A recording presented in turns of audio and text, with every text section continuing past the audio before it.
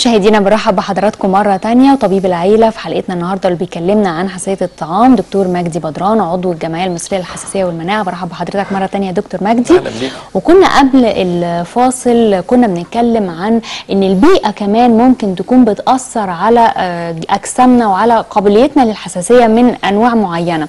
دكتور، طب معنى كده ان الحساسية حضرتك بتقول انها قابلة للعلاج، طب افرض واحد مثلا عايش في اسكندرية او عايش قابلة للشفاء، قابلة للشفاء او عايش في القاهره والجو القاهره بيسبب له حساسيه، يعني هيعمل ايه؟ هيعزل يروح مكان تاني خالص؟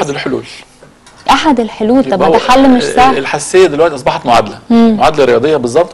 وانا قبل ما اتعامل مع العيان المريض بتعامل كأني داخل المعركه وبرسم خطه زي بتوع اركان الحرب. فاول حاجه بنشوف المعطيات اللي قدامي ايه والاهداف بتاعت اللي هشتغل عليها ايه. تمام. ولازم الهدف ده هدف بدمره وبقلله والعين بيقتنع. كان عنده التحليل كان عالي اصبح واطي، اعراض بتتحسن، كل ده بيمشي في منظومه واحده لحد ما نوصل للشفاء.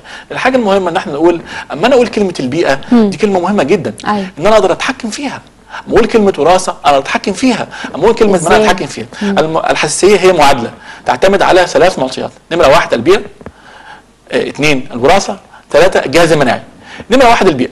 يبقى انا دلوقتي لازم اعيش في بيئه نظيفه على قدر الامكان. مش قادر، لو اقدر اعزل، ولو ما اقدرش، لو اقدرش يبقى اتحاول اتكيف ازاي؟ ان انا البس ماسك، ان انا ما اخرجش يوم التراب ده، ان انا انظف بيتي، ان انا احاول اشوف اعمل حاجات تمتص هذه الاتربه، ان انا ما اكنسي، ان انا امسح بقطعه مبلوله بمي. يعني في بنعمل على كل واحد بنفصل له، ما فيش حاجه الناس كلها زي بعضها. انا بزور البيوت اللي فيها حساسيه وبفصل لهم خطه للتعايش مع الحاجات دي. ادخل البيت الاقي فيه 20 قطه، 20 قطه ايه؟ ادخل البيت الاقي فيه ناس بتربي زحام.